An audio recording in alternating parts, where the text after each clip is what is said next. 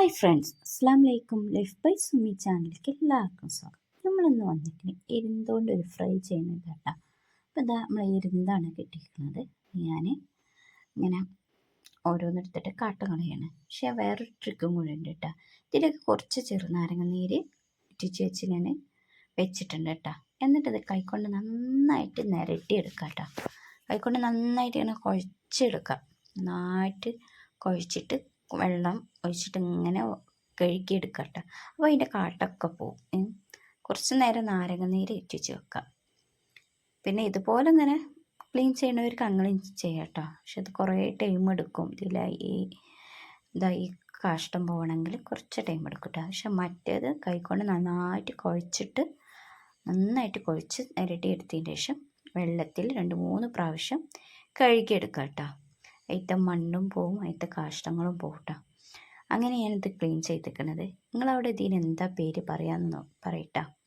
ഇത് ഞാൻ ഫ്രൈ ചെയ്യുന്ന ഒരു വീഡിയോ ആണ് ഞാൻ എടുത്തിരിക്കുന്നത്. നല്ല ഹെൽത്തിയാണ് ഈ സാധനം. നല്ല കാൽസ്യം ഒക്കെ ഉണ്ടാവും കേട്ടോ ഇത് കഴിച്ചാൽ.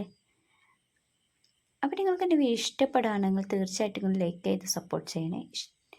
പിന്നെ ഞങ്ങൾ ഒരുപാട് പുതുതായ ആൾക്കാരൊക്കെ വന്നിട്ടുണ്ടാവും, അവരൊക്കെ ഒന്ന് സപ്പോർട്ട് ചെയ്തെടുക്കണേ.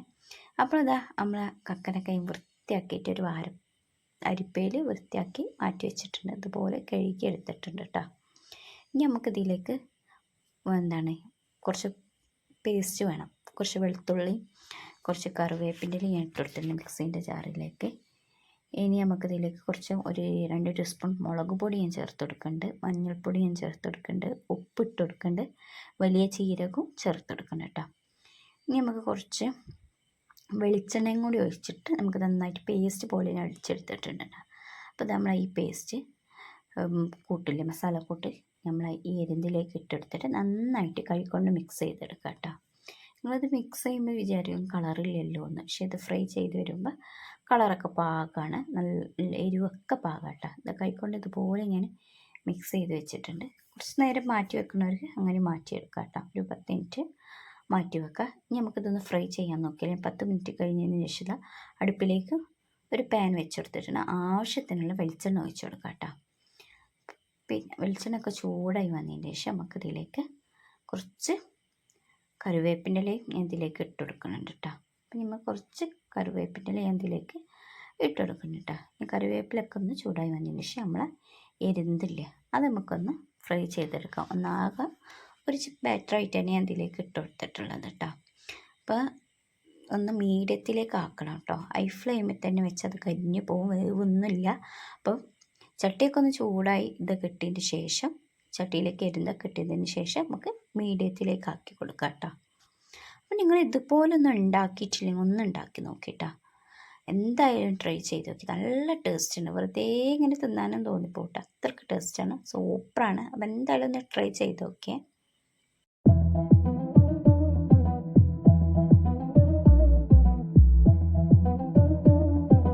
നമ്മളെ എരിൻ്റെ ഇതാ ഒരു സൈഡ് റെഡിയായി വന്നിട്ടുണ്ട്. അപ്പോൾ ഇന്ന് ഒരു സൈഡ് മറിച്ചിട്ട് കൊടുക്കുക കേട്ടോ. ലോ ഫ്ലെയിമിൽ മീഡിയത്തിൽ ഇടാൻ പാടില്ല, ഹൈ ഫ്ലെയിമിൽ ഇട്ടത് എന്തായാലും കരിഞ്ഞു പോകും. അപ്പോൾ അത് എല്ലാവരും ഒന്ന് ശ്രദ്ധിക്കണം കേട്ടോ. അപ്പോൾ നിങ്ങൾ എങ്ങനെയാണ് ഉണ്ടാക്കണതെന്ന് ഒന്ന് കമൻറ്റ് ചെയ്യണേ. നിങ്ങളിതുപോലെയാണോ ഉണ്ടാക്കുന്നത്, അതാ നിങ്ങൾ എങ്ങനെയാണ് ഉണ്ടാക്കണത് എന്നൊക്കെ ഒന്ന് കമൻറ്റ് ചെയ്യണേ. നിങ്ങൾക്ക് ഇഷ്ടമാണോ ഇത് എന്നൊക്കെ ഒന്ന് കമൻറ്റ് ചെയ്യണേ കേട്ടോ. അപ്പോൾ നമ്മൾ എരുന്നത് അവിടെ റെഡി ആയിക്കൊണ്ടിരിക്കുകയാണ്. നമുക്കതിലേക്ക് കുറച്ച് ഒരു സാധനം കൂടി ചേർക്കാനുണ്ട് കേട്ടോ. അപ്പോൾ തേങ്ങ ചേർക്കണം കേട്ടോ. ഒന്നിങ്ങനെ ജസ്റ്റ് ഒന്നിങ്ങനെ റെഡിയായി വരുന്നതെന്ന് കണ്ടാൽ നമുക്കതിലേക്ക് കുറച്ച് വെന്തൊക്കെ ഒന്ന് റെഡിയായി വന്നെന്ന് കണ്ടാൽ ഇതിലേക്ക് കുറച്ച് തേങ്ങ ചേർക്കാം കേട്ടോ. അപ്പോൾ ഞാൻ അതിലേക്ക് കുറച്ച് തേങ്ങ ചേർത്തിട്ടുണ്ട് കേട്ടോ. ഒരു 2 പിടി തേങ്ങ അതിലേക്ക് ചേർത്ത് കൊടുത്തിട്ടുണ്ട് കേട്ടോ. എന്നിട്ടിത് നന്നായിട്ട് മിക്സ് ചെയ്ത് കൊടുക്കുക. ഈ തേങ്ങയും ഈ എരിന്തൊക്കെ കണ്ട് മൊരിഞ്ഞ് വരണം കേട്ടത്. നല്ല ടേസ്റ്റ് കേട്ടോ. അത് വോയിസ് കൊടുക്കുമ്പോഴത്തേന് എൻ്റെ വായിൽ വെള്ളം വരും കേട്ടോ. അത്രയ്ക്ക് അടിപൊളി ടേസ്റ്റാണ്. നിങ്ങളൊന്ന് ഇങ്ങനെ ഉണ്ടാക്കി നോക്കി. നിങ്ങൾ തേങ്ങ ഇട്ടിട്ട് ഉണ്ടാക്കിയിട്ടില്ലെങ്കിൽ ഒന്നിങ്ങനെ ഉണ്ടാക്കി നോക്കി.